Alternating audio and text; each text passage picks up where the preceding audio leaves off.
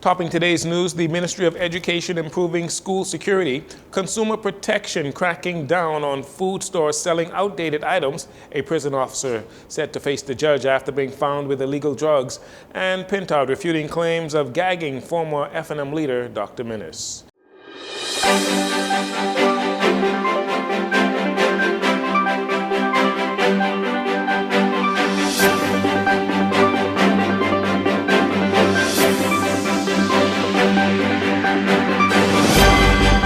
Bahamas, I'm Jcn Saunders. This is your JCN Evening News, and it is a pleasure to have you join us.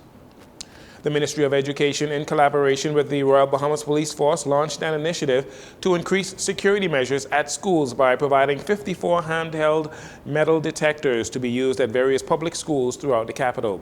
Education Director Dominic McCartney-Russell shares her views on the importance of safety in schools. I wish to indicate that the goal of the Ministry of Education is to provide access to quality, holistic, globally competitive education. But for that to take place, school campuses must be disciplined environments. There must be order, responsible staff and students on those campuses. And so we want to ensure that the 40,000 children in the public education system in the 161 schools and special programs, along with our staff team, have access to environments that are conducive for quality opportunities. Bruce Arnett, Director of Security for the Ministry of Education, explains the importance of well-trained security officers. And so we are working very hard to make sure that we get them on the campus. So far, we have placed them on all of the schools in New Providence. That's junior and senior high schools. Junior and senior high. So we have over 54 scanners across the school population in New Providence. These scanners will impact the culture that we are experiencing in our schools. That means people are trying to sneak knife, people are sneaking their phones. All of these things, these scanners will help us to address. We will demonstrate that to the press. And then, like I say, in the training module that we're using, right now at the police college, along with the defense force and the police force, we have trained so far 64 security officers. So we are retraining and making sure that they meet the daily objective. Mr. Arnett said this type of initiative is not new to the school system, but noted that the ministry is simply trying to increase the volume of safety in schools. Newly appointed Executive Chairman of the Consumer Protection Commission, CPC, that's Senator Randy Roll, said earlier this week that he was surprised and disappointed to learn concerns by consumers that many stores were selling outdated food items. And it was indeed factual after an assessment by his inspectors.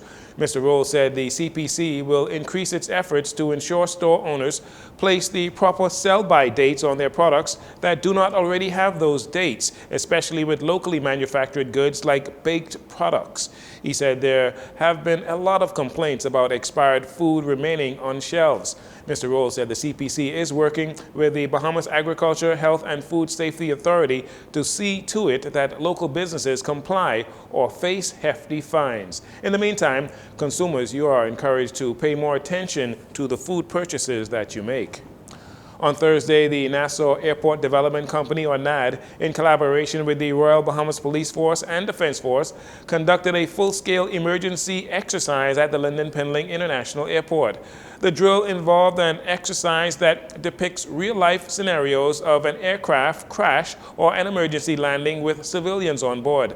Jonathan Hanna, Vice President of Operations at NAD, explains why the exercise is so important. What you guys are seeing is a simulation of an aircraft accident by international and local civil aviation regulations. We are required to test a full-scale exercise every 2 years, and so that's why you're out here tonight. We test the most demanding exercise, which is an aircraft accident, and that's why we want to come out and ensure that everybody knows their part, plays their role. It's a very large multi-agency coordination between not only NAD, but the Royal Bahamas Police Force, Airport Authority, EMS, and a number of other agencies. JetBlue Airlines also partnered with NAD to evaluate everyone's efforts and the teamwork during the exercise. So we have the Civil Aviation Authority plays a large role. They actually come out and look at all of the various elements, not only here at the site, but also in our Emergency Operations Center. And we also bring in, we work with a host airline, in this case it was JetBlue. They bring in their evaluators, as well as we bring in third-party evaluators to look at all aspects of the emergency exercise, just to have that additional input to identify any potential opportunities to improve. As the simulation is a key component of the airport's safety management system and emergency response plan, evaluation marks and comments are still in the process of being finalized, and they will be released to the public at a later date.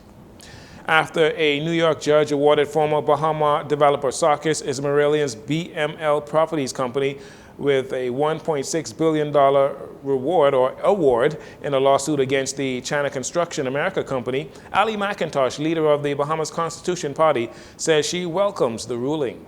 The Bahamas Constitution Party wishes to commend that ruling in favor of foreign investor Sarkis Ismailian. This court ruling vindicates Ismailian, but amplifies the unfair and corrupt dealings of the Christie Davis administration during the late 2015-2016 debacle with the foreign investor and his mortgage with the China XM Bank. I believe that this is a good ruling and a come to Jesus moment for the government of the Bahamas, that it is not allowed to promote its own self-interest with the hard-earned money of foreign or Bahamian investors. McIntosh says at the time, in 2015, the Bahamas Constitution Party raised concerns over potential collusion aimed at disenfranchising Ismailian, who was facing foreclosure on his $2.4 billion mortgage due to the project delays at Baha Mar. McIntosh believes further agreements with Chinese entities could lead to their indirect but significant control over the Bahamian economy. The BCP warned and scolded the Christie administration regarding their involvement with the Chinese and cited its obvious plot to disenfranchise Sarkis Ismailian of his investment. The BCP cited at the time that its concern was any further agreement being made with the China XM Bank was a significant move by them of taking control of the Bahamian economy. For if they seize control of the Baha Mar project and its other interests, including the British colonial Hilton, that this would place a foreign government strong influence at almost 20% of GDP, which in essence would compromise the country's sovereignty. McIntosh described the comments by PLP Chairman Fred Mitchell, who does not support the ruling and who says there is no evidence of corruption by government officials, as absurd. She says the Davis administration should be very concerned about the implications of the recent ruling in favor of Mr. Ismailian. And finally, in this segment, in the Bamboo Town constituency on Thursday, there was another significant effort to rid the community of derelict vehicles and items illegally dumped in that area. The Member of Parliament for Bamboo Town and House Speaker Patricia DeVoe spoke about the importance of the initiative for her constituents. Now that we are on the ground, I'd like to say, Minister, this initiative here is a great help to me. As you can see, we are here in Gamble Heights, and in Gamble Heights alone, this is going to cost the government some money because we have at least 100 vehicles down in here that needs to be removed. So I'm asking members of Bamboo Town, please, let's stop the dumping because this is a burden on the government. It's a burden on the government because now we have to pay to have these vehicles removed. But we're here, we're going to get it done. I love you, Bamboo Town. I'm going to continue to work for you, and your Member of Parliament is here for you.